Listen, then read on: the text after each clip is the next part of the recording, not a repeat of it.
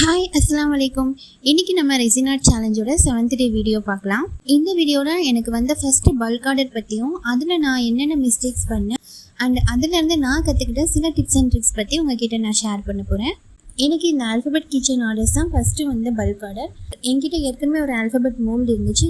இன்னொரு மோல்டு இருந்தால் சீக்கிரமாக இந்த ஆர்டரை முடிச்சு கொடுத்துலான்னு சொல்லிட்டு நான் இந்த மோல்டு அங்கே இருக்க இந்த மோல்டு வந்து back side mould. So letters எல்லாமே மிரர் சைடில் இருக்க மாதிரி இருக்கும். இதில் நம்ம கீச்செயின் செய்யும் போது ஃப்ரண்ட் சைடு எல்லாமே டிசைன்ஸ் கொடுத்துட்டு அது மேலே நம்ம கோட்டிங் கொடுக்குற மாதிரி இருக்கும். ஸோ நீங்கள் என்ன டிசைன் கொடுக்க போறீங்கன்றத ஃபஸ்ட்டே பிளான் பண்ணி அதுக்கேற்ற மாதிரி நீங்கள் போர் பண்ணிங்கன்னா இது பர்ஃபெக்டாக வரும். சப்போஸ் இதில் நீங்கள் நேம் ஆட் பண்ணுறதா இருந்தீங்கன்னா ஃபஸ்ட்டே நீங்கள் இன்சர்ட் சீட் எல்லாம் வைக்கிற மாதிரி இருக்கும். அப்படி இல்லைன்னா நீங்கள் கீச்செயின் செஞ்சு முடிச்சு அதை ரிமூவ் பண்ணதுக்கப்புறம் இன்சர்ட் ஷீட்டை வச்சு நீங்கள் கோட்டிங் கொடுக்குற மாதிரி இருக்கும். அண்ட் இந்த மோல்டு வந்து நான் வித் ஹோல் இருக்க மாதிரி வாங்கியிருக்கேன். இப்போ நம்ம கீச்செயின் பண்ணுற ப்ராசஸை ஸ்டார்ட் பண்ணிடலாம்.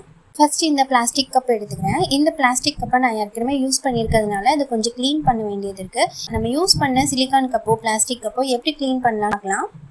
இதுக்கு நம்மக்கிட்ட ஒரு செல்லோ டிப் இருந்தால் போதும். ப்ரௌன் கலர் செல்லோ டிப் இல்லைனா நீங்கள் டிரான்ஸ்பரண்ட்டாக இருக்க செல்லோ டிப் கூட எடுத்துக்கலாம்.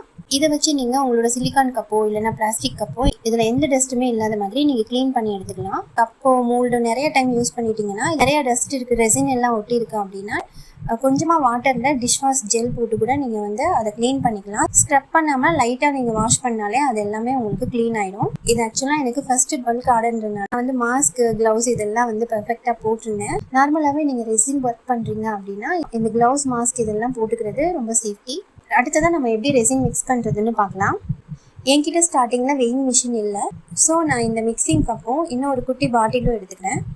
எனக்கு வந்து இந்த அளவு தான் ரெசின் தேவைப்படுது. எனக்கு எந்த அளவு ரெசின் தேவைப்படுதோ அந்த அளவை வந்து இந்த குட்டி பாட்டிலில் நான் மார்க் பண்ணிக்கிறேன். இந்த மார்க் வரைக்கும் நான் ரெசின் 2 டைம்ஸ் எடுக்க போகிறேன் அண்ட் ஹார்ட்னர் 1 டைம் எடுக்க போகிறேன்.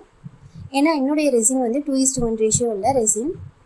இந்த ரெசின் அண்ட் ஹார்ட்னர் பாட்டிலில் மேலே ஒரு கேப் இருக்கும். இந்த கேப்பை நீங்கள் ஃபுல்லாகவே ரிமூவ் பண்ணிடுங்க. நான் ஃபஸ்ட் டைம் யூஸ் பண்ணும்போது எடுக்கிறதுக்கு கொஞ்சம் கஷ்டமாக இருந்ததுனால இதில் ஒரு ஹோல் போட்டு யூஸ் பண்ணேன். அதனால் எனக்கு நிறைய ரெசின் அண்ட் ஹார்ட்னர் வந்து வேஸ்ட் ஆச்சு. அண்ட் இந்த மாதிரி மிஸ்டேக் நிறைய பேர் பண்ணியிருக்காங்க. அதனால தான் நான் இதை மென்ஷன் பண்ணுறேன். இப்போ நம்ம ரெசின் அண்ட் ஹார்ட்னர் எடுத்தாச்சு. இதை மிக்ஸ் பண்ணுறதுக்காக இந்த உடன் ஸ்டிக் எடுத்துக்கலாம். இந்த உடன் ஸ்டிக் வந்து உங்களுக்கு இந்த மாதிரி பேக்கெட்லேயே கிடைக்குது. இதை நீங்கள் 1 டைம் பர்ச்சேஸ் பண்ணி வச்சுக்கிட்டா உங்களுக்கு யூஸ்ஃபுல்லாக இருக்கும். இதை மிக்ஸ் பண்ணும்போது ரொம்ப ஸ்பீடாக மிக்ஸ் பண்ணக்கூடாது. எந்த அளவுக்கு ஸ்லோவாக உங்களால் மிக்ஸ் பண்ண முடியுமோ அந்த அளவுக்கு நீங்கள் வந்து ரெசின் அண்ட் ஹார்ட்னரை மிக்ஸ் பண்ணணும். பிகாஸ் எவ்வளோ ஸ்பீடாக மிக்ஸ் பண்ணுறீங்களோ அந்தளவுக்கு உங்களுக்கு வந்து பபிள்ஸ் அதிகமாக வரும். நான் இந்த ஸ்பீடில் மிக்ஸ் பண்ணும்போது எனக்கு குட்டி குட்டியாக பபிள்ஸ் வந்து வந்திருக்கு. மேக்ஸிமம் டோமோபுரான் ரெசின்னா அந்த அளவுக்கு பபிள்ஸ் க்ரியேட் ஆகாது. பட் அந்த குட்டி குட்டியாக இருக்க பபிள்ஸ் வந்து கண்டிப்பாக இருக்கும். மிக்ஸ் பண்ணி முடிச்சுட்டு ரெஸ்டிங் டைம் கொடுக்குறப்பவே இதெல்லாம் கிளியர் ஆயிரும். அப்படியும் கிளியர் ஆகலை அப்படின்னா நீங்கள் பபிள் பஸ்டர் கூட யூஸ் பண்ணிக்கலாம். இப்போ நம்ம இந்த பபிள்ஸ் எல்லாம் செட்டில் ஆகிறதுக்கு 1 மினிட் ரெஸ்டிங் டைம் கொடுக்கலாம்.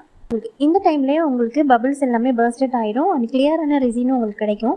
இதை நான் ஜூம் அவுட் பண்ணி காட்டுறேன். இந்த ரெசின் எவ்வளோ கிளியராக இருக்குன்னு பாருங்கள். அடுத்ததான் நம்ம பண்ணுற கீச்செயினில் நான் எக்ஸ்ட்ராவாக கிளிட்டர்ஸ் ஆட் பண்ண போகிறேன். இந்த பல்க் ஆர்டர் கேட்ட கஸ்டமர்ஸ் எல்லாமே பிங்க் கலரில் தான் கேட்டிருந்தாங்க. அதனால் நான் இந்த பிங்க் கலர் எடுத்துக்கிறேன். இந்த கிளிட்டர் பேக்கெட் வந்து நான் துளசி வெப்சைட்டில் பர்ச்சேஸ் பண்ணேன். இந்த ஒரு பேக்கெட் கிளிட்டர் வந்து எனக்கு 8 to 10 கீச்செயின்ஸ் வரைக்கும் வந்துச்சு. இந்த கிளிட்டர் எடுத்துக்கலாம். இதில் கொஞ்சமாக நான் வந்து ரெசின் ஆட் பண்ணிக்கிறேன். இந்த டிசைன் ஃபுல்லாமே இந்த லெட்டர்ஸோட எட்ஜில் மட்டும் இந்த கிளிட்டர் இருக்க மாதிரி கேட்டிருந்தாங்க.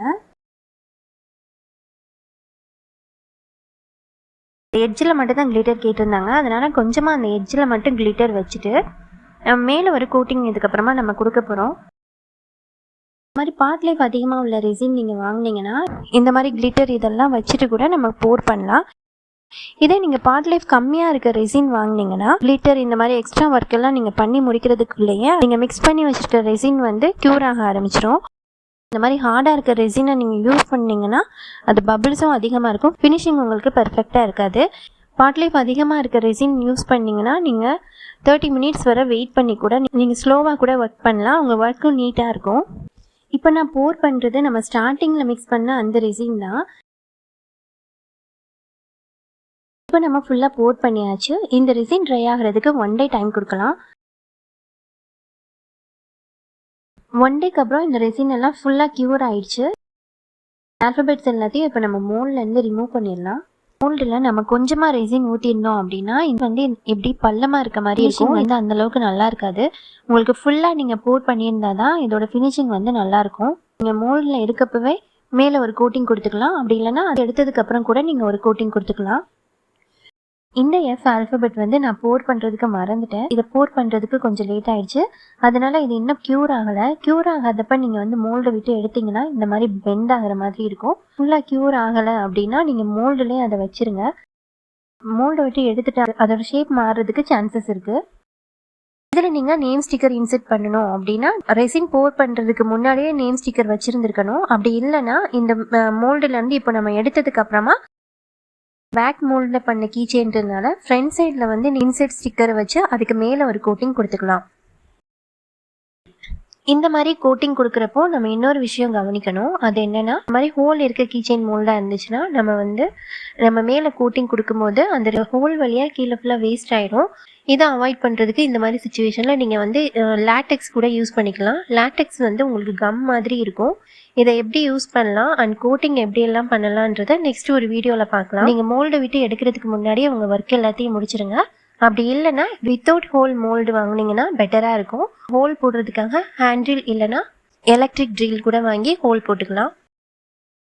இப்போ நான் எல்லா ஆல்ஃபபெட்ஸும் எடுத்துட்டேன். எனக்கு எல்லாமே பெர்ஃபெக்டாக வந்திருக்கு. ஒரு 2 or 3 மட்டும் இந்த மாதிரி குழியாக இருக்குது. இது மட்டும் நான் மேலே லைட்டாக ஒரு கோட்டிங் கொடுத்துக்கிறேன். இந்த மாடல் வந்து டிரான்ஸ்பரண்ட்டாக கேட்டிருந்தாங்க. அதனால நான் எந்த கலர்ஸும் ஆட் பண்ணலை. இந்த மாதிரி கீ செயின்ஸ்ல எல்லாம் நேம் எப்படி எழுதுறது, அதுக்கு என்னென்ன ஷீட்ஸ் எல்லாம் இருக்குது, நம்ம எப்படி பிரிண்ட் எடுக்கிறதுன்றதை பற்றி நெக்ஸ்ட் வீடியோவில் பார்க்கலாம். வீடியோ பிடிச்சிருந்தா மறக்காமல் வீடியோ லைக் பண்ணி சேனலை சப்ஸ்கிரைப் பண்ணிடுங்க. உங்களோட ஃபீட்பேக்ஸ், டவுட்ஸ் அண்ட் கமெண்ட்ஸை